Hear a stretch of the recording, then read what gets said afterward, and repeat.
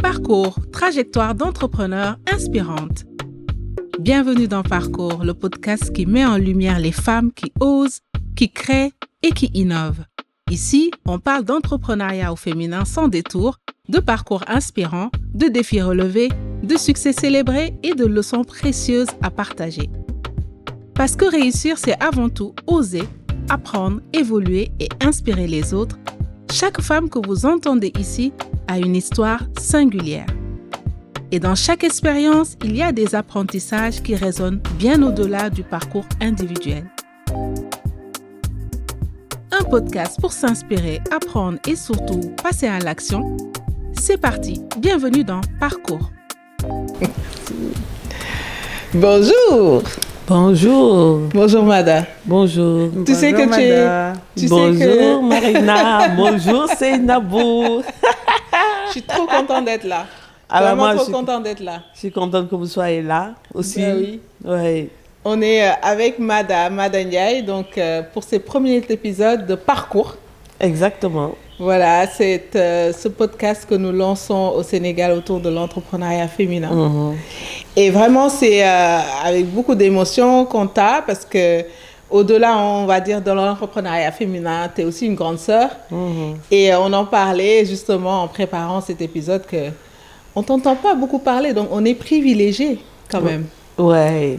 Non, mais je fais pas trop d'interviews, je fais pas trop de sorties, donc voilà quoi. Et aujourd'hui, tu nous reçois quand même chez toi. Pourquoi ce lieu? Parce qu'on demande à nos invités de choisir le lieu qui leur convient. Et toi, tu nous as dit, d'abord, tu as dit, je me sens bien dans ma chambre, mais quand même. Non. Mais dans le salon. Alors, oui. Pourquoi dans ton salon? Parce que c'est un lieu où je me sens bien quand je suis, quand je reviens de tournage. C'est un lieu où je me ressource beaucoup, énormément. Et dans ma chambre aussi. Mais bon, dans la chambre, c'est un peu particulier, mais j'adore le cocon de mon salon. Le cocon. Ouais. Et j'adore aussi recevoir les gens dans mon salon. Ah bah, on est reçus dans ton salon aujourd'hui. Je suis avec Marina. Ouais, on est trop contente d'être là. Moi, j'étais venue discuter avec toi pour préparer un petit peu ce parcours. Et nous, on a en commun le parcours dans le cinéma. Donc, je sais qu'on pourrait discuter des heures. C'est ça. Aujourd'hui, on va parler beaucoup du parcours entrepreneurial, puisqu'on est dans un podcast autour de l'entrepreneuriat des femmes au Sénégal. Avant, j'aimerais bien que tu nous dises comment toi, tu te décrirais en 3 mots. Alors, comment je me décrirais en 3 mots? 3 mots, c'est créativité, discrétion. Ça, on confirme. Voilà, discrétion, créativité et... troisième mot, c'est inventivité, si ça existe. Inventivité. Ça existe? Voilà, Ça existe. inventivité, voilà. Ça Ouais. existe. Super. Eh ben, on est ravis d'être avec cette Mada créative, inventive et aujourd'hui un peu moins discrète. Ouais, aujourd'hui, un peu moins discret. Aujourd'hui, on va discuter. Volontiers. Et ce qu'on voulait échanger, ce sur quoi on voulait échanger avec toi, c'est vraiment ce parcours. Quand on s'est vu la dernière fois, tu m'as dit que toi, tu n'avais pas du tout commencé dans le milieu où tu es aujourd'hui. Est-ce que tu peux nous raconter un peu ça? Oh là là. Et d'ailleurs, attends. Oh là là là. Oui, oh là là. Et Là d'ailleurs, là là même là. quand tu étais petite, est-ce que tu t'imaginais, quelle vie tu t'imaginais en fait quand tu étais petite, professionnellement parlant d'abord? Comment tu t'imaginais aujourd'hui productrice? Non, pas du tout. C'est ça. Quand j'étais petite, je m'imaginais femme au foyer, justement. Ah ouais. Entourée de mes enfants et de mari. Donc, quand j'étais petite, j'avais des rêves que, en devenant grande, quand je les raconte, les gens ne croient pas à ces rêves-là. Voilà. Ouais. Donc, quand j'étais petite, j'étais comme toutes les petites filles de mon âge, avec les poupées, en train d'imaginer dans sa maison avec son mari, ses enfants, tu vois. J'étais très loin de la femme entrepreneur. C'est ça. Et en grandissant, j'ai fait le parcours parce qu'à l'école où j'étais, mon père était à l'école, professeur à l'école. Il voulait absolument que je fasse une série technique, une série scientifique, parce qu'il n'y avait pas assez de scientifiques femmes, des trucs comme ça. Et donc, j'ai été obligée de choisir une série scientifique, technique, et j'ai fait F6. F6, à l'époque, à Delafosse, c'était option chimie. Wow. Mais c'était un bac chimie, quoi. Un bac chimie. Voilà, bac professionnel chimie. Toi, tu fais partie de la génération qui ont fait en fait des bacs F. F6, donc j'ai eu F6, bac chimie. Après le bac, il fallait aller travailler tout de suite. Je suis allée travailler dans des laboratoires. Et, je l'ai fait pendant un an et demi. Et après, j'ai arrêté pour aller à l'Institut, faire un DUT, bac plus 2. Et après, je suis retournée encore travailler dans des laboratoires tels que Sonacos, l'IRD, des choses comme ça, quoi. Donc, j'ai fait vraiment un parcours académique, formation académique qui est loin, loin, loin de ce que je fais actuellement. Totalement. C'est très, très loin. Est-ce que ça te plaisait quand même un tout petit peu? Non, pas du tout. Pas du tout. Pas du tout. Pas du tout. Tu as fait ça pour faire plaisir à papa? Voilà, j'ai fait ça parce que je ne savais pas quoi faire, surtout. Ah oui. Et le jour où ça a été clair que ce n'est pas ce que je voulais faire, j'ai arrêté et je suis allée faire autre chose. Donc c'est quoi qui a fait le switch? Alors, ce qui a fait le switch, c'est un jour, j'étais à l'IRD, je travaillais, et puis à la descente, je descendais. Au moment de rentrer, je pense, sur la route, à un moment donné, j'ai réfléchi, je me suis dit, mais est-ce que c'est ça que j'ai envie de faire toute ma vie? Non. La réponse était non, et dès le lendemain, je suis allée au centre culturel. Et j'ai commencé à chercher, fouiner un peu, qu'est-ce que je veux faire et tout ça. Et c'est là où je suis tombée sur une pièce de théâtre, Demain la fin du monde, de Pape Faye. Et il y avait Mariam. Ah ouais, ça a commencé là. Voilà, ça a commencé là, quoi. Et puis, je me suis dit, tiens, mais je me verrais bien dedans. Tu vois, ça a commencé comme ça. Comme ça, par ce hasard-là, en fait. Par ce hasard-là. Mais en vrai, un hasard, mais finalement, tu t'es quand même prise en main. C'est-à-dire que tu t'es levée, tu as dit, c'est pas ça, ça me convient pas. Non, ça me convient pas. Et tu es allée chercher quelque chose. Et là, le destin t'a montré, en fait, un signe. Exactement. Et t'en as parlé à quelqu'un à ce moment-là ou t'as fait ça dans ton coin? J'ai fait ça dans mon coin. J'en ai parlé à personne, à mon père, surtout pas à mon père. Ma mère, non. Mes frères et sœurs, non plus. Donc, je n'ai parlé à personne. Je l'ai fait dans mon coin parce que je me disais, bon, j'étais moi-même en recherche, donc je ne pouvais pas en parler à quelqu'un. J'étais moi-même en recherche de ce que je voulais faire. Je savais que je voulais faire quelque chose dans la culture quand même. Okay. C'est pour ça que je suis allée au centre culturel. Donc le cinéma, pourquoi pas? Parce que le cinéma, à l'époque aussi, j'étais intéressée par le cinéma. Donc c'était à l'époque de Fonsip ou Fongip, ou je ne sais plus comment ça s'appelle. Oui. Et j'avais commencé à faire une formation en tant que costumière de cinéma, à l'époque déjà. Et puis au bout d'un certain moment, j'ai laissé tomber pour aller faire autre chose. Et puisque dans le théâtre, il y avait plus d'encadrement. Il y avait Marcia de Castro qui nous encadrait beaucoup plus. Donc j'ai continué dans le théâtre pendant un certain moment. Mais tu l'as fait ça en cachette, tu as fait un coming out quand même à un moment donné, tu t'es dévoilée. Parce que tu ne peux pas monter sur scène sans que, à Dakar, petit comme dans une pochette, personne ne soit au courant. Bon, pas coming out, mais quand j'ai... au moment où je suis montée sur scène, il y avait quand même ma petite sœur, avec son copain, qui était venue me voir sur scène. Ben, elle est plus proche de moi en âge.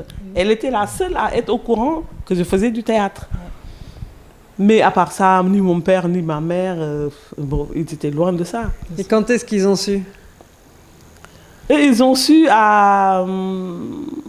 Ils ont su beaucoup plus tard. Hein. Ouh là là, c'est loin ça. C'est des souvenirs. Mais justement, C'est loin. justement. Quand est-ce qu'ils ont su? Mon père et ma mère, quand est-ce qu'ils ont su? Ouh là là là là. Ça, je me rappelle même plus. Je sais que je suis issue d'une famille où on fait assez confiance aux enfants par rapport à ses parcours, par rapport à... Et que j'ai dit que j'allais faire du théâtre, ça ne dérangeait pas trop.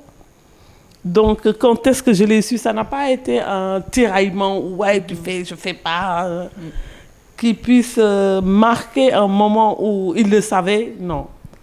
Je ne me rappelle plus. Ok. Je me rappelle plus. Donc ça s'est fait progressivement. En Progressivement. Tout cas, les gens ont été au courant progressivement. Et toi, tu es resté dans ce domaine. Tu as testé le théâtre, tu es resté dedans. Quand tu dis un certain nombre d'années, c'est quand même...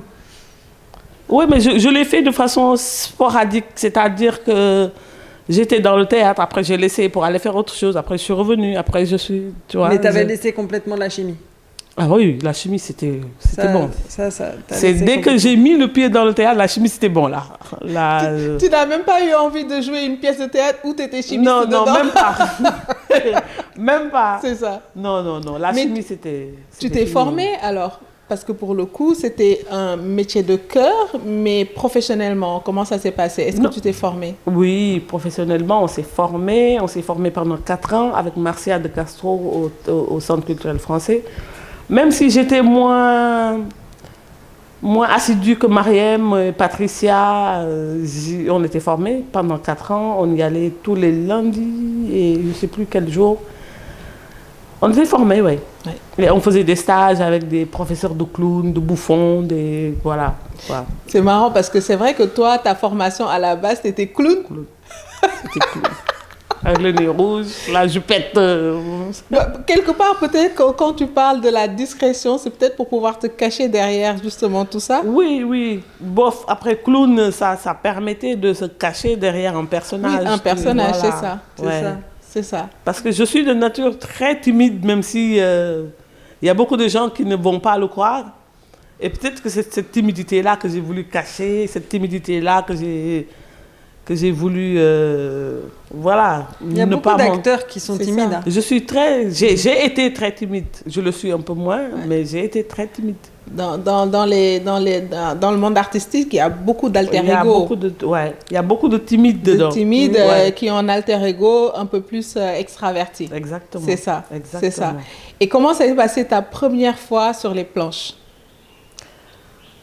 Alors, ma première fois sur les planches, c'était en tant que clown. C'était un anniversaire. Ouh là là là là. Ouh là là là là. On remonte dans les souvenirs là. Ouh là là là là.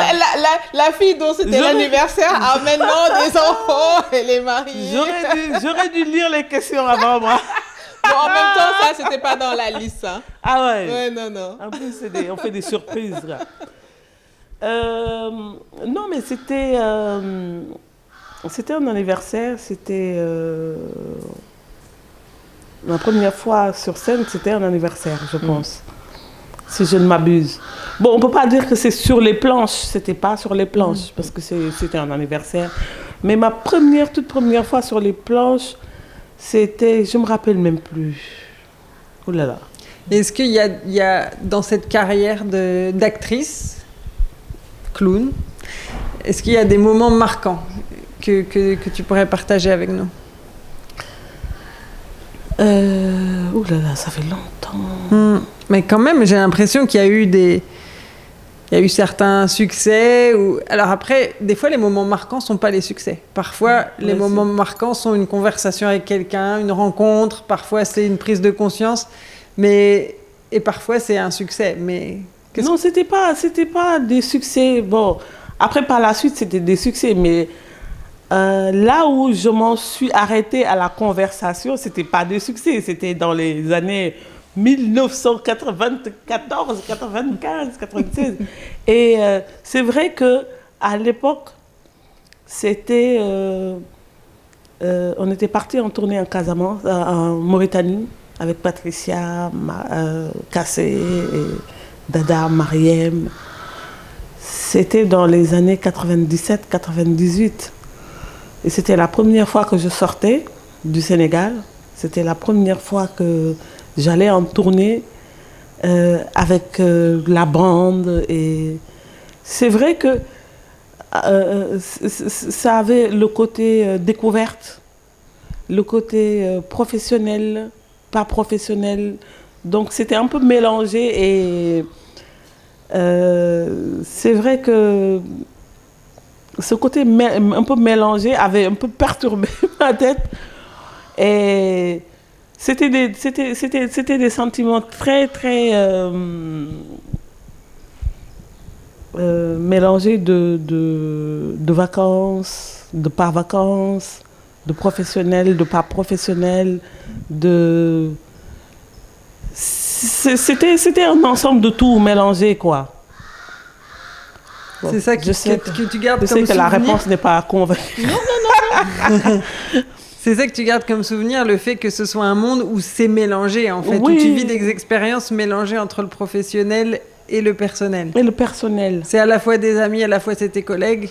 Oui, c'est à la fois des amis, c'est à la fois des collègues, c'est à la fois des vacances, c'est à la fois le monde professionnel. C'était un peu mélangé, tu vois, et ça avait le goût de vacances, quoi. Donc tu as aimé?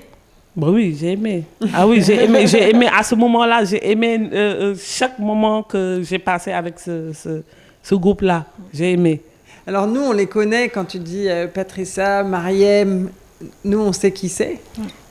Et pour les auditeurs qui les connaissent pas, peut-être qu'on peut leur dire leur nom. Ben c'est leur nom, c'est Patricia Gomis, qui s'appelle Mambi maintenant. C'est Mariem Faye de Les Nuages perdent leurs plumes. Et avant, c'était dans la compagnie Côté Jardin. Et voilà, quoi. Une belle équipe, on dirait. Une belle équipe. Et aussi de belles aventures en termes de création. Ouais. Dont une, je pense qu'on connaît tous, cette pièce de théâtre, Polymachin, que vous avez... Alors, Polymachin, c'est un peu plus tard. C'est un peu plus tard. C'est beaucoup plus tard. Parce que Polymachin, c'était en 2007, 2008. Ouais. Qu'on a mis en place les Cruella. Et là, je parlais de 94, 95, des trucs comme ça. Ah oui. Donc, qu'est-ce qui s'est passé entre 94 et les Cruella? Ben, chacune est partie faire sa vie. Mariem a continué avec le clown. Moi, je suis partie faire ma vie. Et voilà, on s'est mariés, on a eu des enfants. La vie de femme a pris le dessus. Et voilà... Et puis après, on s'est toujours, on s'est jamais perdu de vue. On a toujours gardé le contact malgré les enfants, malgré nos vies de femmes et tout. Et en 2007-2008, on s'est dit, mais pourquoi on ne créerait pas voilà. Mais parce que tu t'ennuyais dans la vie rêvée que tu t'es rêvée petite de femme au foyer. Ou non, c'était pas ça? Parce que entre deux, tu as fait quoi? Non, entre deux, je me suis mariée, j'ai eu des enfants. Et quand j'ai eu mes enfants, à un moment donné, je me suis dit, pourquoi ne pas retourner au théâtre, tu vois? Et je suis retournée au théâtre. C'est pour ça que je disais à l'entame, la vie rêvée, c'est de pouvoir dire que tout est possible.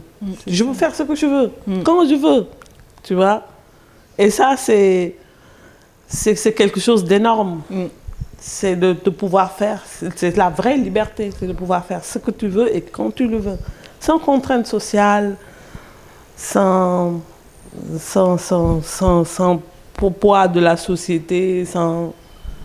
Et je l'ai toujours eu. Tu as toujours été comme ça? J'ai toujours été comme ça. Et j'ai toujours vécu comme ça. Et voilà, c'est comme ça.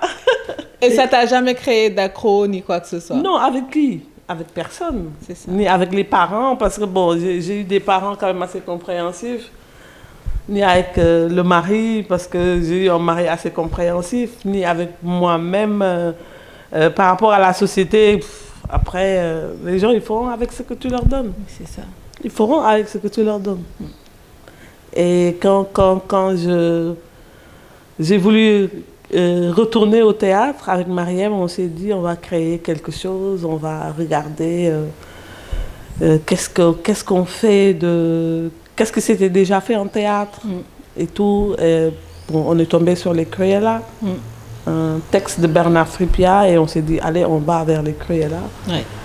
Et on a créé d'abord la pièce de théâtre qui s'appelle Les Cruella, et ça a été tout de suite, ça a pris tout de suite.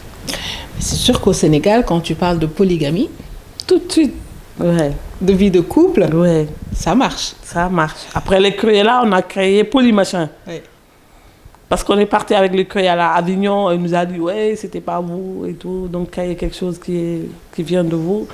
On est rentré, on a créé Polymachin. Ça a marché tout de suite aussi. Donc ça, marché c'était tout un de suite. duo que vous aviez toutes les deux? C'est un duo qu'on avait toutes les deux, duo de femmes. Mhm. Et parlant de problèmes de femmes, et on s'est dit, problème de femmes, quoi de mieux que la polygamie? Et on s'est plongé voilà, dedans. Et avec Philippe Laurent, qui était prof au Conservatoire de Dakar, qui nous a aidés à monter la pièce, à l'écrire aussi. Et puis voilà, ça a été un succès ici à Dakar, à Avignon aussi. Mhm. Ouais. Donc ça vous a pris combien de temps dans votre vie? Vous avez fait ça pendant combien d'années? 2 ans, 3 ans. Ok. Ouais. 3 ans, ça nous a pris. Mais c'était une belle aventure. Ouais. Très belle. Très belle aventure. Très oui, ouais. Moi, je regarde encore les vidéos et même si ça date effectivement de quelque temps, c'est tellement toujours d'actualité, c'est tellement passionnant, en tout cas, les questions qui sont abordées. Et je trouve qu'en fait, on a encore besoin de ce genre de choses. On a une culture qui est très théâtre. On a toujours eu le théâtre dans notre paysage audiovisuel, avant même qu'il y ait les YouTube, etc. Et aujourd'hui, je pense que voilà, on gagnerait à retrouver les polymachins. On va en reparler, mais aujourd'hui, en fait, on te connaît beaucoup aussi par rapport à ta casquette actuelle de productrice, réalisatrice, avec ta boîte de production Artmada, qu'on trouve quand même assez bien créatif. Merci. J'adore le nom. Le nom est super bien trouvé. Super bien trouvé. C'est vrai. Je ne sais pas qui a fait le brainstorm, mais c'était pas mal. Ouais. Donc, Mais entre les deux, il y a eu quelque chose. Non, mais c'est ça. Donc, oui. Est-ce qu'il y a eu la quelque publicité, chose... c'était déjà Armada ou c'était autre chose? Non, c'était Armada C'était déjà. Armada. Ouais.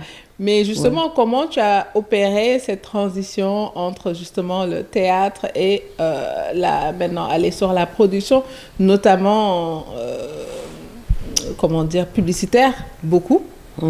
Comment s'est opéré le switch? Je faisais les deux en même temps. Parce qu'avec mon mari qui était réalisateur, il était réalisateur de spots publicitaires. Donc, je faisais un peu les deux et je faisais du théâtre. Et après, quand je descendais de scène, j'allais sur les plateaux faire de la prod, quoi. Ouais. Et puis, après, le switch s'est fait facilement parce que au détour d'une tournée théâtrale, je me suis dit, mais il va falloir que quand je rentre chez moi, il faut que je crée quelque chose pour pouvoir soutenir les artistes. Parce qu'au départ, Armada, c'était pour soutenir les artistes. Parce que moi, je pars en tournée, on s'occupe de moi, tu vois, j'ai une sorte d'impresario, j'ai plusieurs personnes qui me géraient et tout. Je rentre à Dakar et je retrouve pas ce même système-là autour des artistes. Et je me dis, mais pourquoi ne pas créer ce même système-là autour des artistes? Puisque moi, je suis sur scène, mais je n'avais pas du tout l'intention d'être sur scène longtemps, quoi. J'avais plutôt l'intention de sortir de scène, de me mettre en dehors de la scène et d'aider les artistes, de pousser les artistes. Donc, quand je suis rentrée de tournée, j'ai créé Armada Sénégal. Et Armada Sénégal, au départ, quand je l'ai créé, c'était pour pousser les artistes. Et en mettant ce système-là en place, j'ai créé aussi une émission qui s'appelle Photo, d'off Photo. Et dans cette émission-là, c'était une émission de one-man show où je mettais en scène les artistes, je les poussais à... Voilà. Et c'est à l'issue d'une de ces émissions-là qu'une agence a vu l'émission, m'a dit, mais pourquoi pas créer une sorte de publicité qui va... une pub, comment il dit, web-série. Une web-série. Une web-série. J'ai dit, mais oui, pourquoi pas? Parce que c'est ça, c'est pour ça que j'ai créé ce truc-là. Et quand on l'a créé, cette web-série d'Orange, ça a tout de suite marché aussi. C'est ça. Et ça a tout de suite marché. Et c'est ça qui a dévié, en fait, la maison de prod c'est ça qui a dévié l'entité Armada qui était là pour les artistes vers la maison de prod pour les spots publicitaires, en fait. Tu as suivi, en fait, ce qui s'est présenté et ça a marché. Ça a marché et j'ai suivi. Ça a marché et j'ai suivi. Mais parce que aussi à ce moment-là, c'était assez innovant en fait en termes de contenu. Exactement. Je pense que ce qui était intéressant, c'est de voir en termes d'innovation justement comment on fait de l'innovation culturelle. Exactement. Et on fait du business parce qu'on sait aussi que des fois le monde de l'art, des artistes, ça peut être compliqué financièrement. Non, c'est très malin, je pense, d'avoir pensé à mixer ces deux mondes-là, le monde du théâtre avec le monde commercial de la publicité, parce qu'on peut vraiment trouver en fait son audience. Exactement. Et je pense que c'était la première fois qu'on faisait des choses pareilles à l'époque. C'était la première fois qu'on faisait des choses pareil. Et puis moi, ce que je voulais, c'est changer un peu de tête. Parce qu'on voyait toujours les mêmes têtes. Toujours les mêmes qui venaient faire leur truc dans les publicités. Et maintenant, ça a changé beaucoup. Mais à l'époque, c'était toujours les mêmes. Et je leur disais, mais il y a énormément de talents. Il y en a d'autres. Il y en a plein d'autres. Mais ils ne savaient pas comment faire le link pour venir vers la pub. La pub ne savait pas comment aller les récupérer pour en faire des... Et il fallait juste penser à un truc comme ça. Et comme quoi, c'est pas parce que ça n'existe pas que c'est pas une bonne idée. Ouais, exactement. Souvent, on a peur de sortir des schémas parce qu'on se dit, les gens font tous comme ça, exactement. Ou ça se fait comme ça, ou ça n'existe pas, ou personne... Surtout au Sénégal, on aime bien dire personne ne le fait, donc ça veut dire que c'est exactement. pas bon. Et là, la preuve, c'est que vous avez innové avec cette approche, amener le théâtre dans la pub. En plus, souvent, ce que je dis, c'est que c'est des mondes différents. Il y a le monde de l'art et le monde de la publicité. On sépare tout le temps. C'est comme si ça n'avait pas la même valeur. La culture, souvent, on donne une plus haute aura, appréciation à la culture. Et puis, la publicité, c'est le domaine du business et c'est autre chose. Et mixer les deux mondes, finalement, c'était hyper intéressant. Faire quelque chose qui ne se faisait pas et ça a marché. Et c'est ça l'innovation. Voilà. C'est vraiment ça l'innovation, c'est d'être à l'écoute des personnes, en tout cas pour qui on crée ou on crée de la valeur. Donc, est-ce que cette valeur-là, elle correspond à leurs attentes? Donc, c'est ça qui, je pense, qui est important.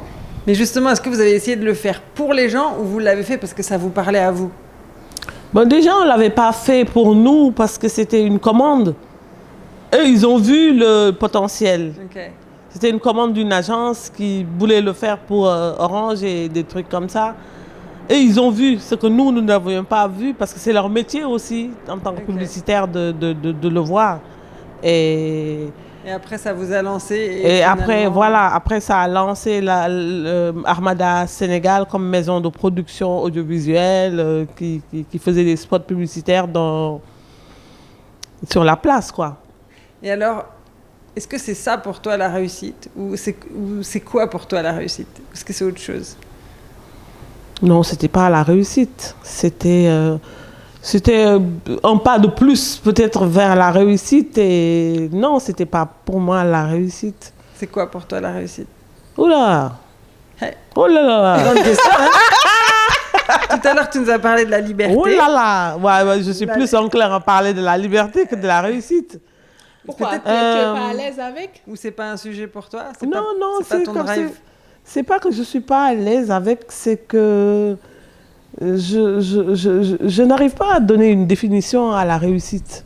Est-ce que tu cherches la réussite ou tu cherches pas ça? Qu'est-ce que c'est que la réussite? C'est ça la question. Bon, si on repositionne ça, peut-être... Qu'est-ce qu'on appelle la réussite? C'est ça. Mais si on le repositionne peut-être sur le pays dans lequel on vit, on va souvent en fait associer la réussite à la réussite financière. Matérielle. Matérielle. Est-ce que ça te parle, toi? Que quoi? Est-ce que, je vais reposer la question manière un peu plus claire. Oui. Est-ce que tu t'es fait de l'argent en faisant ça? Oui, je me suis fait de l'argent. Oui, bien sûr. C'est ça. Parce qu'on ne parle pas aussi, c'est quelque chose au-delà en fait de cette approche un peu plus philosophique du lien qu'on a avec la réussite. Je pense qu'aussi quand on crée des entreprises, on les crée et il y a des réalités. Il y a les réalités qui sont celles en fait des charges, des responsabilités qui vont avec. Oui. Et à un moment donné, peu importe la passion pour laquelle on a, il faut que ça fonctionne. Exactement. Il faut qu'on se fasse de l'argent. Oui. Et est-ce que ça a fonctionné effectivement? Ça a fonctionné à un moment, ça a fonctionné. Ça a bien fonctionné même parce que ce qu'on faisait marchait, parce que ce qu'on faisait, ça plaisait aux gens et que... parlant d'entrepreneuriat, ça prenait parce qu'on devenait une sorte de référence dans le milieu. Et ça marchait, donc oui, on peut dire qu'il y avait une certaine forme de réussite. Comme on l'entend maintenant. Comme on l'entend maintenant. C'est ça. Ouais. Mais pour toi, est-ce que ça t'épanouissait en fait aussi de faire ça? Oui, moi j'adorais faire ça parce que en dehors de cela, j'encadrais des comédiens et c'était pour ça en fait que j'avais mis en place cette structure-là. C'était dans le but d'encadrer des comédiens, de les mener vers une sorte de réussite professionnelle quelque part. Tu leur crées des ouvertures en fait. Je leur crée des ouvertures avec les autres, avec d'autres annonceurs, pas seulement avec Orange, et puis il y en avait d'autres aussi. Et puis voilà. Et qu'est-ce qui a été peut-être compliqué? Parce qu'on comprend qu'en fait tu as lancé ça à un moment, c'est comme on dit en entrepreneuriat, le momentum, le bon moment, c'est quand même clé. Parce que souvent, en fait, quand on peut lancer des produits ou des services, on est trop, on va dire, précurseur et ça ne prend pas. Mais là, c'était le bon moment.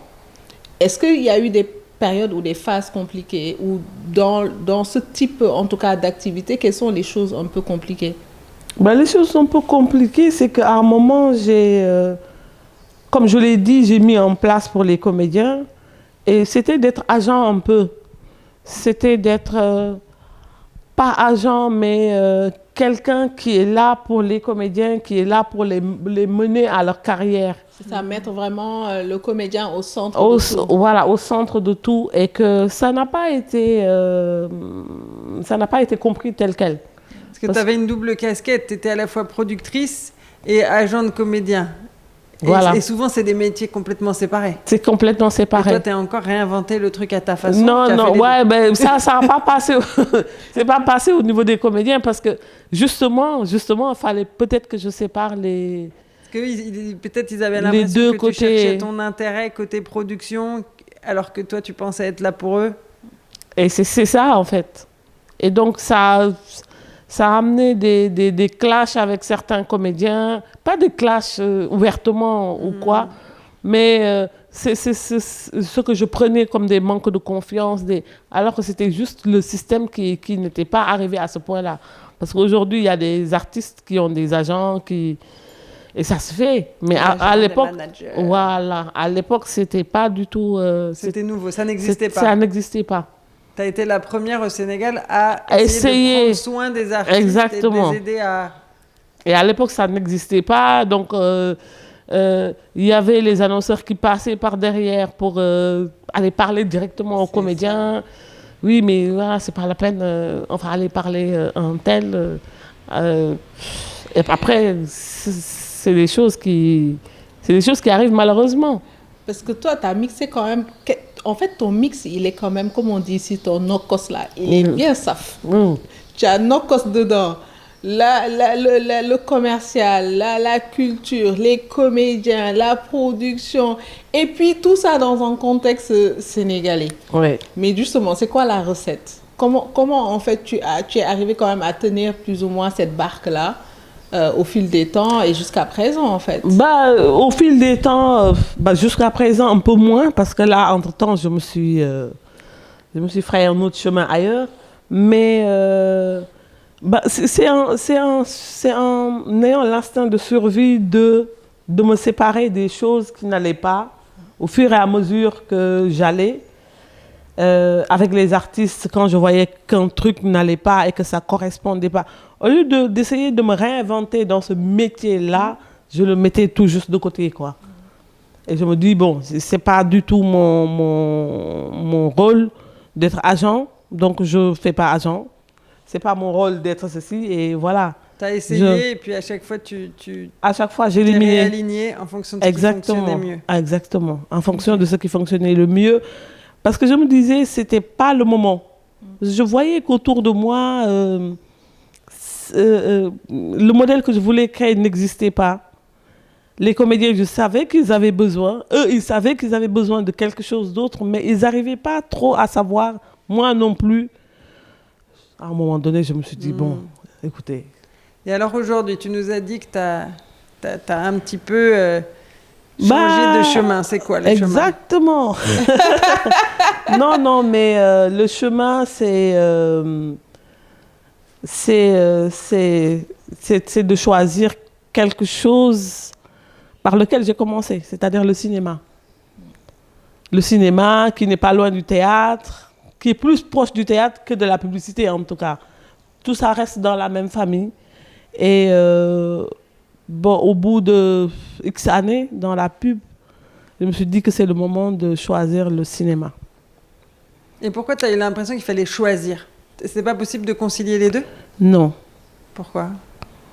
Quand on fait la pub, y a un système de financement. C'est-à-dire que ils amènent les...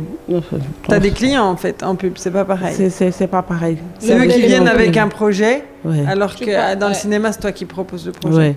Peut-être c'est le modèle économique. Donc... Le modèle économique n'était pas le même en cinéma qu'en publicité. Et en publicité, le client vient avec son produit. Il te dit, voilà, moi j'ai un produit, commande. Voilà, c'est ça que je veux, nanana, c'est une commande. Maintenant, dans le cinéma, moi je ne parlerai même pas de cinéma parce que pour commencer, je voulais faire des séries. Ce n'est pas pareil que le cinéma, encore une fois. Parce que le modèle économique des séries, c'est un peu comme le modèle économique de la publicité. Tu as de l'argent, tu fais une série, la série, tu la vends aux annonceurs, tu la vends aux chaînes de télé, ça te rapporte de l'argent ou ça ne te rapporte pas de l'argent. Alors qu'au cinéma, il faut tu as ton produit, tu vas chercher des financements auprès des guichets de financement, des bailleurs, des trucs comme ça, et c'est pas pareil du tout. Donc moi, au début, je voulais, puisque je venais de la pub, je me suis dit, je vais faire du cinéma comme on fait aux États-Unis. C'est-à-dire qu'il faut que ça soit rentable. Il ne faut pas que ça soit un truc de bailleur, il ne faut pas que ça soit un truc de... Tu vois. Et par la suite, je me suis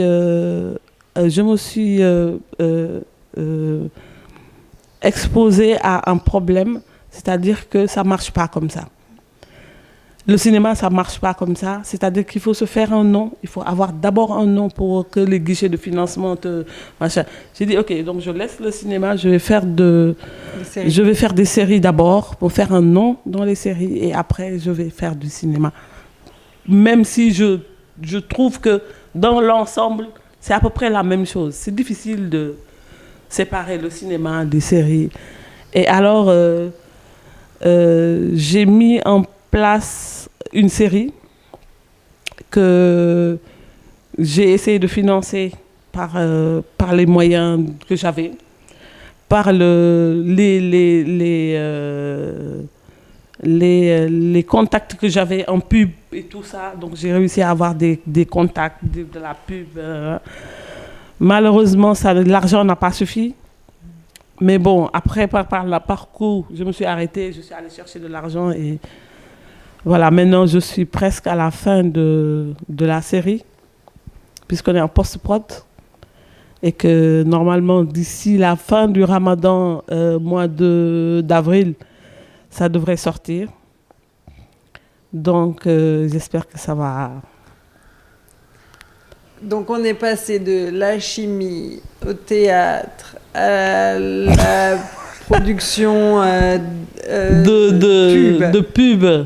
En passant par l'accompagnement des artistes. Exactement. Et aujourd'hui, on est sur le côté cinéma, série. Ouais, ça fait beaucoup de choses. Hein. Et qu'est-ce que c'est voilà. Oh là là. Et si tu, comme ça, en rétrospective sur ta carrière, c'est quoi tes plus grandes fiertés? J'allais dire tout. C'est beau. Je ne peux pas choisir. Ça, c'est l'artiste qui parle. Non, j'allais dire tout parce que j'ai aimé chaque chose que j'ai fait. Chaque chose. Ça a été un choix. J'ai aimé chaque chose. J'ai rien fait par dépit ou par... J'ai aimé chaque chose que j'ai fait. Même si après, par la suite, j'ai un peu galéré des fois. Mais j'ai aimé chaque chose que j'ai fait. Ça, mais vraiment. Génial. Vraiment. Ça, c'est beau de pouvoir dire ça. Ouais. Et c'est là où tu l'as dit, hein, c'est des choix. C'est-à-dire, tu as fait des choix qui te convenaient et finalement, tu es contente du résultat. Exactement. Après, bon, les résultats, ça peut être plus ou moins mitigé, ça peut être plus ou moins... On rencontre toujours des difficultés en faisant ces choix-là. Tu vois, mais dans tout ce que j'ai fait, j'ai été fière de l'avoir fait parce que ça a été des choix. Et même si sur le coup, c'était un peu difficile, après coup, en regardant, en répondant à vos questions, je me suis rendu compte que... Est-ce que tu les as célébrées, toutes ces fiertés? Non. Ça, c'est un truc, on oublie souvent de célébrer nos réussites petites et grandes. Non, je n'ai pas célébré. Pourquoi d'ailleurs?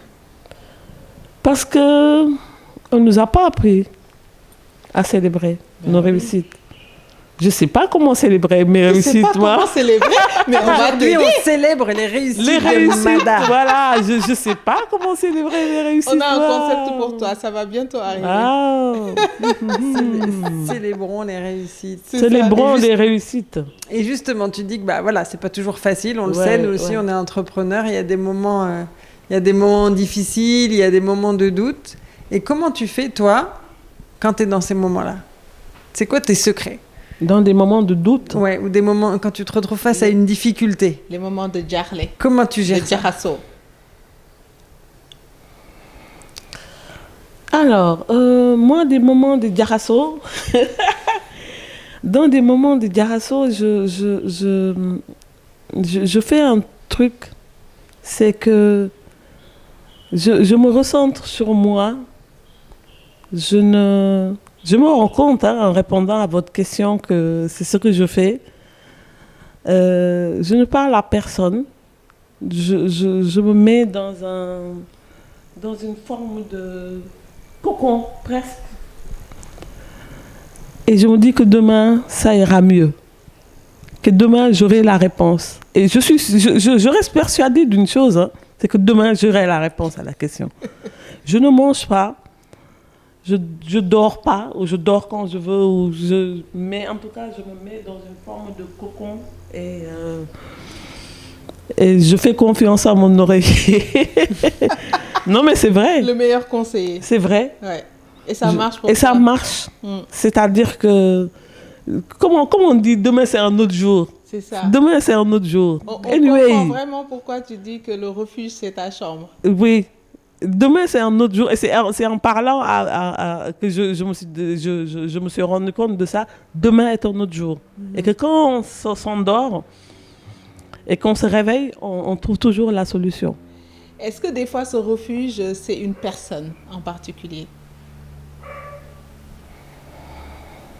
Non. Comme on sent que t'es sans doute un peu plus introverti et du coup le refuge c'est te retrouver avec toi-même. Ouais, le refuge, parce que je pars du principe que quand on est vraiment dans des situations de grandes perturbations morales et tout, on ne peut trouver le salut qu'en soi. Je suis presque persuadée de ça. Bon, après, je suis particulière. Mais tu sais, en fait, on a un dicton qui le dit, Wartan alak Sandiagana, discute avec ton oreiller, parce que vraiment, c'est très important ce repli sur soi. Et c'est aussi pareil, hein, quelque chose où on n'a pas cette connaissance de soi, ce repli sur soi, la possibilité de se donner l'autorisation de se repli sur soi. Ça aussi, ça peut être compliqué des fois dans nos sociétés, mais on le retrouve dans plein de sociétés, dans plein de stratégies. C'est des stratégies de repli où en fait on se replie pour mieux se préparer pour rebondir. Et je pense que ça peut être aussi une source de longévité et de résilience. Ouais, moi je pense que aussi loin que va l'humanité. Après, il y a des célébrations à faire avec toute la société. Mais les plus grandes douleurs, les plus grandes peines, c'est à un moment ou à un autre, il faudra essayer de les chercher en soi. Et justement, j'ai une autre question. Oula, tu me fais peur là. Je vois son regard. Est-ce que tu pourrais partager avec nous un de tes plus gros challenges, une des plus grandes difficultés que tu as connues dans ta carrière? C'était le Covid. C'est vrai? Le Covid, c'est venu et du jour au lendemain, toutes les activités se sont arrêtées. Mais toutes les activités se sont arrêtées. Pendant le Covid, j'avais... parce que j'ai un salon de coiffure aussi. Voilà, on continue à apprendre des choses. J'ai un salon de coiffure depuis 2017, 2007. 2007, t'as dit? Depuis 2007. C'est une vieille dame là qui se trouve aux Almadies.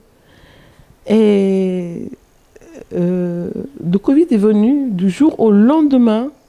Le salon, il fallait l'arrêter parce que c'est un lieu où se regroupaient des gens. Oui. La production, on m'a dit, on ne donne plus d'autorisation de tournage, donc il faut arrêter. On a arrêté. Je me suis retrouvée du jour au lendemain sans activité, sans rien. Et c'était la première fois que ça arrivait. Et qu'est-ce qu'on fait? Qu'est-ce qu'on fait? Les enfants à l'école, bon, ils y allaient par... tu continues à tout payer, mais tu ne travailles plus, quoi. C'était ça. Tes employés, tu continues à payer. Les loyers, tu continues à payer. L'école des enfants, tu continues à tout payer, mais tu ne travailles pas et tu n'as pas d'argent à 40 ans. Et c'était vraiment un moment vraiment de pur challenge, comme on dit. Parce que le challenge, c'est de se dire, mais comment je vais m'en sortir de tout ça? Donc voilà. Et comment tu t'en es sortie? Ben, je m'en suis sortie parce qu'à un moment donné, par les regroupements de femmes entrepreneurs, de femmes machin, tu vois, parce qu'il y avait quand même des cellules d'aide qui s'étaient mises en place et tout. Et puis, au détour d'une conversation, j'ai un monsieur, c'est un ami maintenant, qui me dit, mais fais des courriers, arrête de payer déjà et fais des courriers. Fais des courriers à tout le monde. Et c'est ce que j'ai fait. J'ai fait des courriers à tout le monde, à mes bailleurs, aux employés, aux trucs, en leur disant que voilà, vu le contexte mondial actuel, vu tout, et voilà, je suis dans l'incapacité de payer. Et je me suis rendu compte que non seulement le message a été entendu, mais que les gens étaient compréhensifs, malgré ça. Mais c'est une leçon aussi de se dire qu'il y a des moments, il faut Il faut faire pause et demander de l'aide, en fait, et expliquer. Il faut faire pause et expliquer. Surtout expliquer. Il ne faut pas penser qu'on est tout seul au monde et qu'on peut gérer les choses. Ou mettre sous le tapis. Il faut expliquer. Il faut affronter Mais quand les on est choses. entrepreneur, on a tendance à vouloir Exactement. assurer les salaires, assurer tout, et on se sent mal, mais en fait, devant l'impossible... Nul n'est tenu. Exact. Et moi, j'ai suivi ce conseil-là. J'ai fait des courriers un peu à tout le monde en disant que, vu ceci, vu voilà, j'arrête tout. On arrête tout jusqu'à nouvel ordre. Et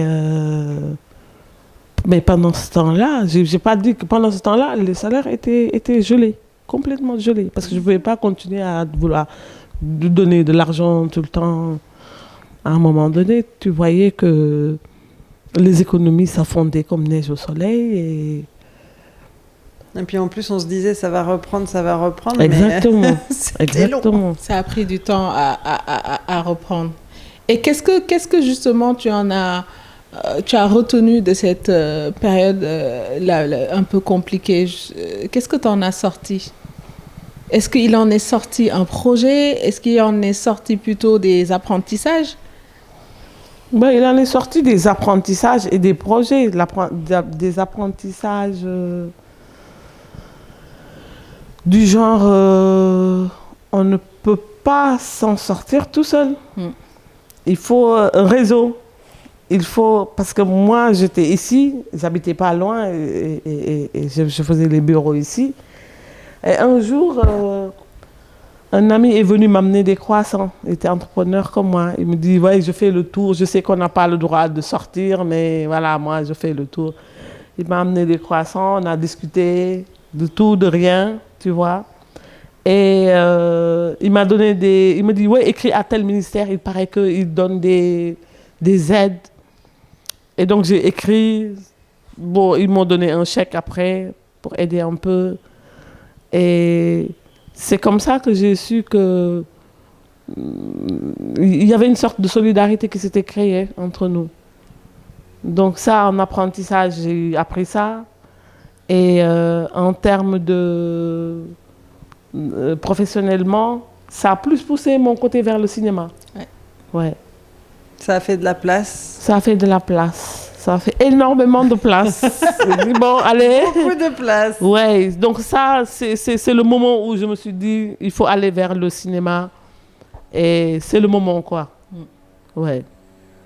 Et tu as parlé de ce côté réseau. Et c'est quelque chose d'important quand on est entrepreneur.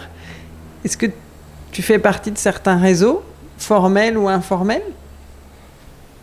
Oui, je fais partie des Yay. Ça, c'est le réseau le plus fort. Le Google, le chat GPT. Les Yay.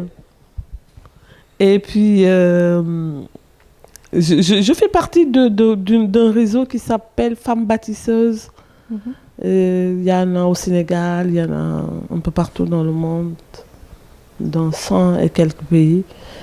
Je fais partie de plein de réseaux, en fait. Je fais partie de beaucoup de réseaux de femmes qui aident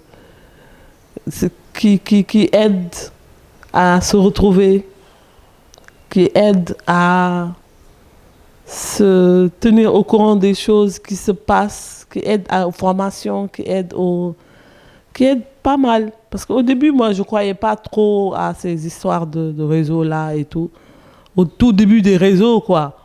Mais après coup, je me suis dit, bon, pourquoi pas, je vais essayer pour voir. Et en essayant, on prend le pli. Parce que, mine de rien, ne serait-ce que de se retrouver, c'est un grand...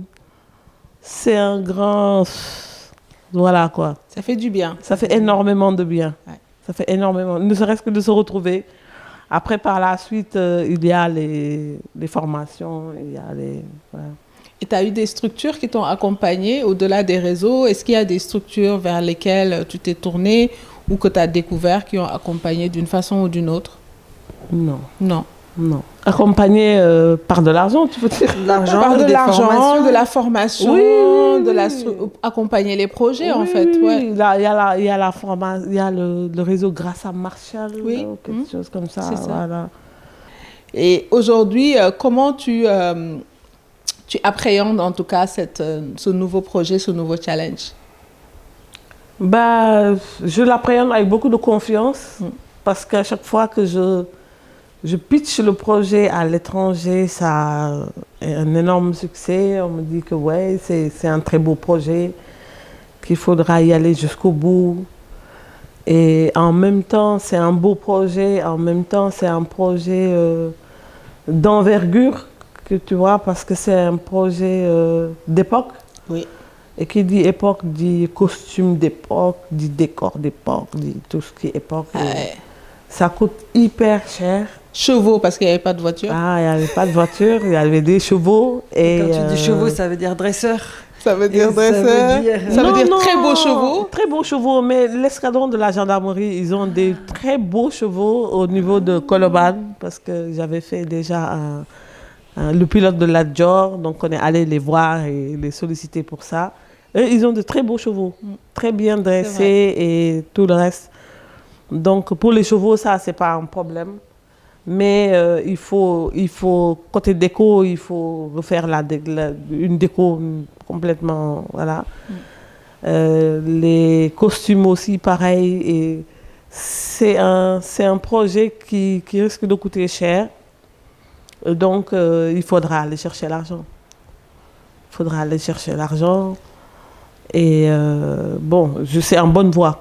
Je ne vais pas en dire plus. Donc là, tu es en mode promoteur, vraiment, tu vas aller chercher de l'argent pour te donner les moyens de cette production. Exactement. Parce qu'on voit aussi de plus en plus, même dans le paysage panafricain, ces contenus qui reviennent sur des figures historiques. Il y a une question aussi de réappropriation, en fait, de notre histoire, de narratifs qu'on se réapproprie pour parler de ces sujets-là par nous-mêmes et avec nos propres comédiens, avec nos propres références. Et je pense que vraiment, moi, j'ai hâte de voir ça. Je dirais juste que la figure principale est féminine. Donc, on est en plein dans le thème de ce podcast. Ouais. On refera une interview quand ça sortira. Quand ça sortira. Inch'Allah. C'est ça. Inch'Allah. J'espère que ce sera pour bientôt. On a fait le parcours professionnel. Maintenant, on aimerait bien savoir comment ce parcours professionnel a été accompagné par le parcours familial, personnel, de vie de femme, en fait. Comment ça s'est passé de la femme qui voulait être mère au foyer, elle se retrouve en train de monter un projet cinéma d'époque. Ouais. Et comment, en fait, voilà, on construit une famille autour de ça? Comment on... Voilà.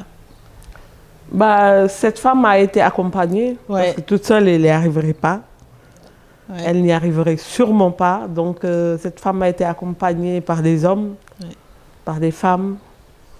Commencer par mon père, qui n'est plus de ce monde, ma mère, mes frères et sœurs, qui ont été là d'une façon ou d'une autre, mon mari, qui n'est plus là, mais qui m'a aussi portée.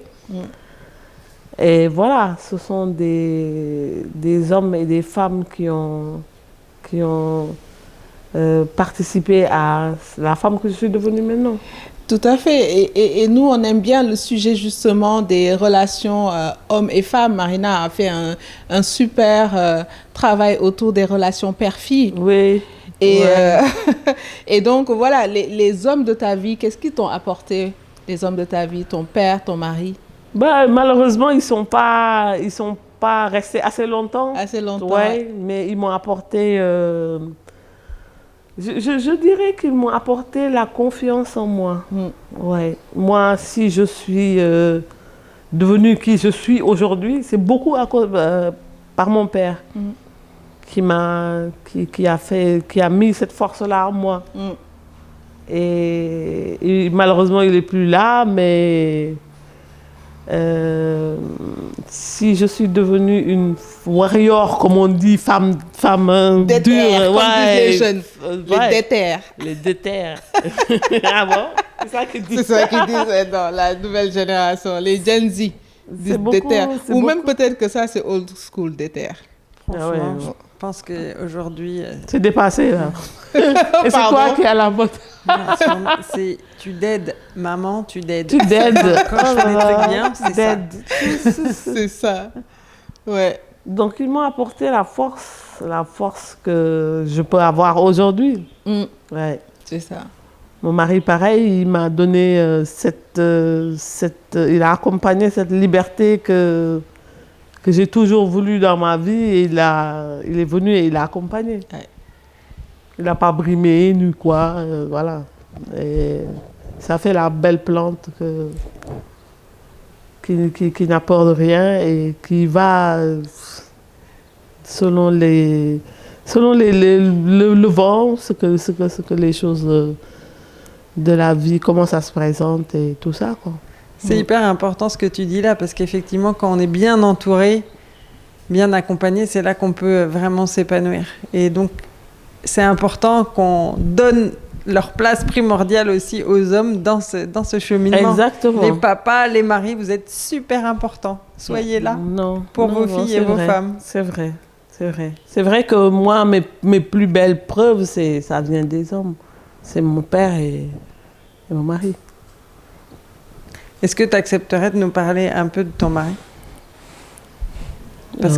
Parce qu'il est parti tôt. Oui. Et qu'est-ce que ça a fait dans ta vie, dans ton parcours professionnel? Comment tu as pu gérer ça? Parce que c'est un truc énorme. En plein dans une carrière. Qu'est-ce qui est énorme? De perdre ton mari dans une carrière comme ça, à cet âge-là. Oui. Comment tu as pu surmonter ça? Bon, on ne surmonte jamais. Ouais. On ne surmonte jamais. C'est que tu continues à vivre. Tu continues à faire ce pourquoi tu es là. C'est-à-dire continuer à vivre. Tu ne te poses pas de questions, surtout pas de questions. Tu ne te remets pas en question. Tu te réveilles le matin et tu fais ce que tu as à faire. C'est tout. Et puis, par contre, le plus difficile, c'est quand les enfants sont partis. Oui. Parce que tant qu'ils étaient là, c'était les moteurs. C'était eux qui tu continuais le boulot, quoi. Tu continuais le travail qu'il y avait entamé. Mais quand les enfants partent, petit à petit, il y en a un jusqu'au dernier qui part. Tu te dis, mais où est le moteur, là? Ouais. Quelle est la motivation? Ouais, tu cherches la motivation, tu cherches ça remplit l'espace, les enfants. Hein? Oui, non seulement ça remplit l'espace, mais c'est une motivation. Okay. C'est un sacré moteur parce que tu ne te poses pas de questions, tu ne te demandes pas où est-ce qu'il est. Parce que quand tu as l'habitude de bosser, qu'il soit là ou pas, tu continues. Et les enfants étant là, c'était qu'on continue. Mais quand les enfants ne sont plus là, tu te dis, mais il y a quelque chose qui manque là. Il y a quelque chose qui manque. Oui, il y a quelque chose qui manque. Dans la motivation, dans le... Voilà. Donc tu dois repenser tout autrement. C'est ça. Et ça arrive aussi, c'est un sujet qu'on aborde beaucoup ces temps-ci parce qu'on est un peu, on va dire, dans les débuts ou en plein dedans, autour de nous, les femmes qu'on côtoie. Ça arrive aussi dans des phases de changement pour la femme. Soit on est en périménopause ou on est peut-être bientôt dedans, etc. Et ça pose vraiment cette question-là de est-ce que c'est peut-être le moment de réinventer une nouvelle vie pour moi? Une nouvelle vie qui sera sans mes enfants parce qu'ils sont partis maintenant, ils font leur vie, sans mon mari qui n'est plus là. Donc, est-ce que ce n'est pas le moment, en fait, de réinventer cette vie en cherchant un nouveau moteur? Peut-être, hein. Peut-être, je vous dirai dans 2 ou 3 ans parce que parce que je suis en plein dedans. Tu es en plein dedans. Je suis en train de chercher comme vous. Et puis... mince, on pensait que tu aurais la réponse. Non, non, mais je cherche. Ouais. Et étant donné qu'on ne maîtrise rien, on ne peut que faire confiance à la Providence et puis se faire accompagner au mieux. C'est ça. Des fois. C'est ça. Et de quoi tu as envie maintenant? On a parlé de la petite fille qui avait ce rêve, cette femme, ce qu'elle est devenue jusqu'à présent. Alors, aujourd'hui, enfin, de quoi tu as envie? Voilà. De quoi tu as envie?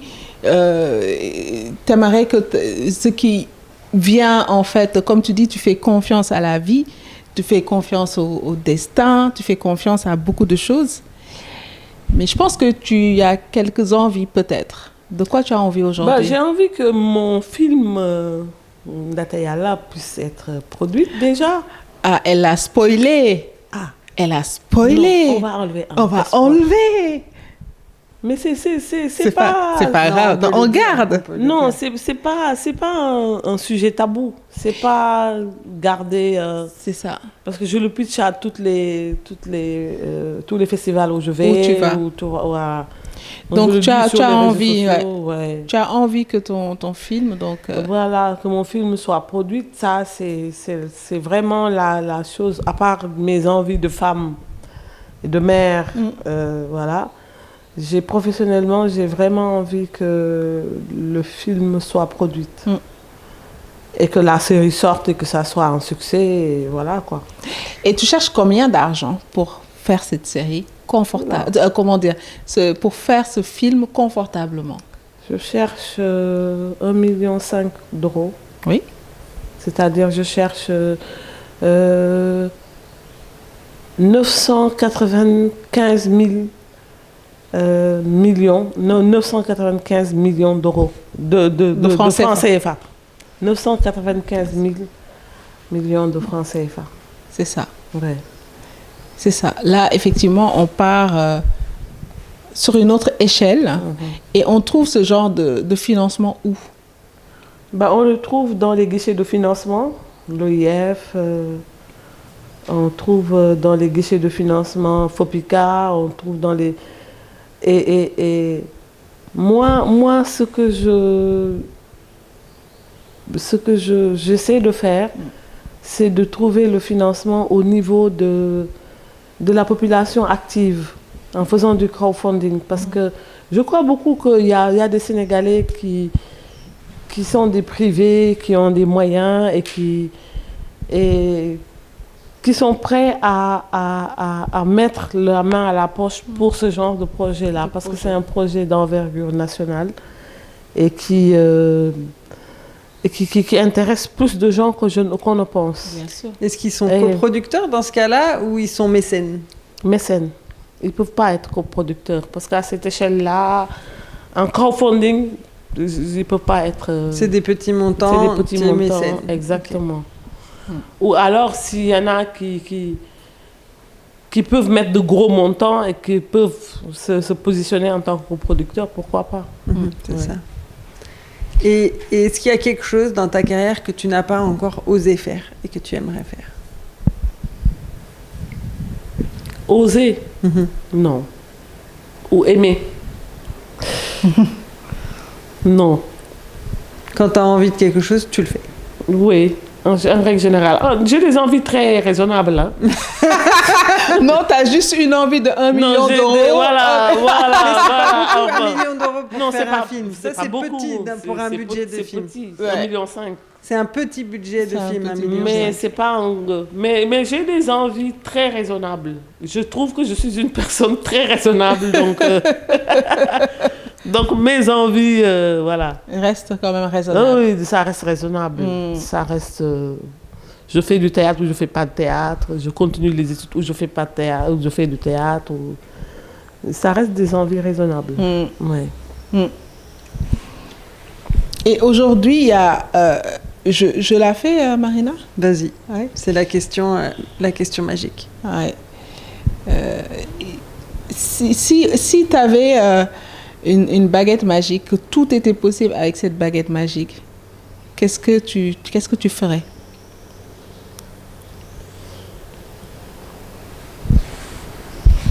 Je ferais... non, je ne peux pas le dire. Ben si, moi je peux le dire. Non. La deuxième chose alors? La deuxième chose, c'est-à-dire? La première chose que tu peux pas dire. Ouais. Et du coup, il y aura forcément une deuxième chose. Parce que c'est une baguette magique, elle peut faire plein de choses. Bon, tu as le droit à trois Tu veux me faire prendre au piège. Mais non Une baguette magique, elle ne fonctionne pas qu'une seule fois, après elle se casse, non. Bah, ce serait de faire en sorte que mon film se Non, ça produise. tu l'as déjà dit. Et ça, c'est Non, possible, non. c'est atteignable, c'est réalisable. Quelque chose que aujourd'hui, peut-être, tu penses que ce n'est pas vraiment à ta portée ou... Je sais pas. Et ça peut être professionnel ou personnel. Bah, c'est de faire revenir les deux hommes de ma vie. Bah voilà. Ne serait-ce qu'un court instant, dire coucou, ça va, vous allez bien là-bas de l'autre côté. Nous ici, ça va. Nous, ça va. On gère. Et vous, ça va. Et puis voilà, c'est tout. Comme dit mon père, comment vous traite la vie. Oui, voilà, la vie par nous là-bas. traite mal ici, là-bas. C'est ça. Non, ce serait baguette magique, ce serait ça. Mm. À défaut d'autres choses, autre chose, je vois pas ce que la vie pourrait... non. C'est ça. Professionnellement, c'est du domaine du possible, donc on se donne les On n'a moyens. pas besoin d'attendre la baguette magique. Non, on se donne des moyens. Tiens, vous avez raison. C'est ça. Donc la baguette magique, elle permet quand même d'aller au-delà de ce qu'on pense pouvoir faire. Exactement. Et là, en l'occurrence, on aurait adoré les avoir avec nous pour faire ce podcast, on va dire, en famille, avec les hommes de ta vie. Et aujourd'hui, si tu avais justement toute la jeune génération qui écoute... avec le parcours que tu as eu, avec tout le plaisir que tu as eu à faire ce parcours, ce chemin, tous les succès que tu n'as pas encore célébrés, qu'on va célébrer. On va célébrer, ouais. C'est vrai qu'il faut célébrer les succès. C'est ça, tous ces succès, ces moments de vie aussi compliqués. Une jeune que tu rencontres, tu lui dirais quoi? Soit à cette jeune-là ou à la petite fille que tu étais, qu'est-ce que tu leur dirais? Ben moi, à ces jeunes, pas la petite fille, parce qu'elle est loin, la petite fille. Elle est loin. Ouais. Et il faut regarder, il faut aller de Mais l'avant. elle est toujours au fond, hein? Oui, elle est toujours au fond, mais tellement au fond que... Voilà, moi je préfère... je me souviens même plus de ce que cette jeune fille voulait. Tu vois, parce que je regarde toujours devant. Bah, c'est de dire aux jeunes, c'est de regarder devant et d'y aller, quoi. De n'avoir peur de rien. Que tout est à portée, tout est accessible. Il faut essayer tout ce qu'on a envie de faire. Mais même pour une jeune femme sénégalaise qui est quand même, qui évolue dans la société qu'on connaît, toutes, tu lui dirais toujours la même chose? Oui, parce que la société accepte tout. La société accepte tout ce qu'on se donne comme qu'on s'autorise nous-mêmes. Dès l'instant où on se l'autorise, la société l'accepte. Au début, ils peuvent grincer des dents, mais après, on accepte tout. Donc, il faut y aller. Faut essayer des choses qu'on a envie d'essayer. Faut y aller. Faut y aller. Il faut avoir peur de rien. Faut y aller. Tout est possible, tout est accessible, tout est... Voilà. Tout est possible. Il faut y aller. Il faut y aller. Bah, écoute, moi, je pense que... C'est un beau mot de la fin. C'est un beau mot de la fin. Ouais. Tout est possible. Et j'aime beaucoup ça parce que je trouve que tu as totalement raison. En fait, cette liberté, on se l'autorise et des fois même, on l'arrache. Et c'est important, en fait, de le dire. Et que ça sorte aussi de la bouche d'une femme sénégalaise qui connaît très, très bien notre société et tout ce qu'on se dit avoir comme contrainte.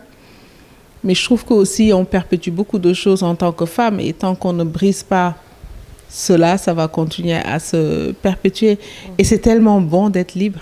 Ah, c'est tellement bon d'être libre. C'est ça. Et finalement, comme tu l'as dit tout à l'heure, se ressourcer, c'est en soi-même qu'on trouve les réponses quand on a besoin. Et là, dans ces cas-là, c'est à nous de nous autoriser en premier. La plupart du temps, c'est nous-mêmes qui fermons des portes. Exactement. Mais dès qu'on décide de les ouvrir, bon, les gens suivent. Hein. Tout le monde suit. Dès qu'on décide de les ouvrir, tout le monde suit. C'est qu'on décide nous-mêmes de nous fermer les portes par peur, par peur du qu'en dirait-on, par peur de la société, par peur de... Anyway, il y a plusieurs peurs qui nous entourent, nous, depuis qu'on est petite. Depuis qu'on est petit, c'est plusieurs peurs qui guident notre chemin. Et il suffit d'ouvrir les portes. D'essayer, quoi. Moi, je me dis toujours, bon, il y a une porte, on essaye, on va voir ce qu'il y a derrière. Exactement. Mais c'est vrai que quand on l'assume, en général, les autres, ils sentent qu'ils n'ont pas d'espace. Ils suivent. Voilà. C'est ça. Dès l'instant où on l'assume. Bon, après, il y a des cas exceptionnels de femmes qui sont vraiment contraintes. Mais ça, on les retrouve dans les villages reculés ou dans certaines familles. C'est des cas exceptionnels, ça. Mais dans la majeure partie des jeunes qui nous entourent, ils ont quand même une certaine liberté. Et que tout ce qu'il y a comme contrainte, c'est eux-mêmes qui se les posent comme barrière et ça continue. Mais dès l'instant où on a un minimum de liberté, il faut y aller. La vie, ça se vit. Est-ce qu'il y aurait quelque chose qu'on n'a pas abordé pendant cette conversation que j'aimerais aborder, que tu aimerais partager? Non. Moi, j'ai une toute dernière, pour que tu conclues en fait sur ton propre parcours. Quand tu regardes ton parcours et les parcours des femmes entrepreneurs que tu as autour de toi, dans ta propre famille, de grandes entrepreneurs aussi, pour toi aujourd'hui, ce serait quoi le regard que tu poserais sur l'entrepreneuriat féminin au Sénégal? Quelle est différente d'il y a 10 ou 20 ans. Il y a 10 ou 20 ans. Aujourd'hui, les femmes ont plus de possibilités. Elles sont plus encadrées. Elles ont plus de... Il y a plus de la matière à être femme entrepreneur. À mon époque, ça me fait drôle de parler comme ça. Ça fait vieux à mon époque. Ah c'est dur, hein. Mais bon, à mon époque, c'était pas si simple que cela d'entreprendre. Moi, j'ai commencé à 20 ans à entreprendre, à ouvrir une galerie et à... voilà. Il y a aussi une galerie dans le salon de coiffure, la galerie. Oui, il y avait d'abord la galerie, après il y a le salon de coiffure. Mais quand j'entreprenais, il n'y avait pas tout ça, tout ce qui est mis en place pour les femmes. Et je me dis, c'est une raison de plus pour en profiter. Raison vraiment de plus pour en profiter parce qu'elles ont à boire et à manger, quoi. Il y a vraiment... Elles ont tout ce qu'il faut pour... Moi, j'essaie de suivre des fois, mais j'ai du mal. Tellement il y a d'offres, tellement il y a de... Tu vois, et elles ont de quoi faire. Il y a beaucoup d'opportunités. Énormément d'opportunités pour elles. Énormément. Moi, j'ai l'impression que toutes les femmes aujourd'hui se doivent d'être entrepreneurs. Se doivent au moins d'être entrepreneurs. Au moins. Tu vois? Parce qu'il y a tellement de choses qui sont mises à leur portée que... Allez-y, sortez des bureaux, allez entreprendre. Tu vois? C'est pas une mauvaise chose en soi, c'est pas une critique en soi, mais il y a énormément de choses à faire. Il y a beaucoup trop de choses. Écoute, moi c'est bon pour moi. Merci beaucoup pour cet échange. C'était un grand plaisir. Merci. Tu as échappé à ma question croustillante. Mais pourquoi tu l'as pas posée? Parce que tu as dit que tu cherches, t'es pas encore... Ah oui. Bon, oui, je cherche. Hein. Non, mais je cherche même pas. Non, je cherche pas. Tu attends qu'on te trouve. Oui, on va dire ça comme ça. J'aime bien ça. Tiens, j'attends qu'on me trouve. Tu attends qu'on te trouve. Non, je cherche pas. J'ai cherché à un moment donné et puis là, je cherche plus. Tu cherches plus? Non. Mais écoute, c'est parce que c'est peut-être pas encore le bon moment. Non, je pense que c'est pas le bon moment et je sais pas quand est-ce que ce sera le bon moment, mais voilà, je cherche plus. Ouais. Donc tu profites de la vie. Je profite de la vie. Je vais voir mes enfants bientôt et puis voilà, la vie est belle. Et puis je me concentre sur mon projet là. trouver de quoi le produire et puis voilà. Je répète encore 1,5 million d'euros.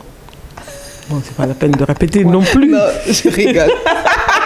ça, on va le couper. C'est pas la peine de répéter non plus parce que ça fait peur ça. Même si c'est pas grand chose pour un film. C'est pas beaucoup. Non, C'est pas beaucoup du tout. C'est un petit budget. C'est un petit budget, mais un budget qui est largement suffisant pour faire ce que tu as envie de faire. Ouais.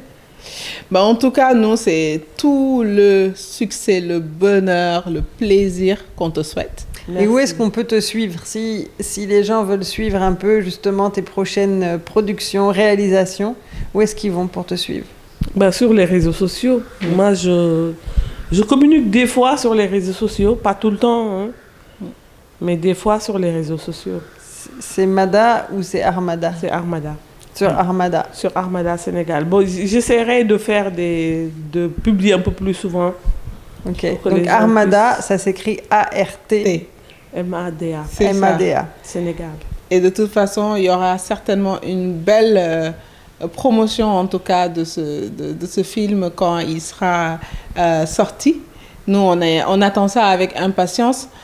Donc, on te remercie beaucoup de ton partage avec nous parce que c'est vrai que dans le paysage audiovisuel, cinématographique, nous n'avons pas beaucoup de femmes. Et il y a encore beaucoup de place à prendre dans ce secteur-là. On espère qu'en tout cas, tout cela aura inspiré ne serait-ce qu'une jeune. Je pense qu'à chaque fois qu'on transforme ne serait-ce qu'une vie, ça vaut la peine de partager ce qu'on partage. Et donc, on te remercie énormément de nous avoir accueillis dans ton confortable canapé de ton salon.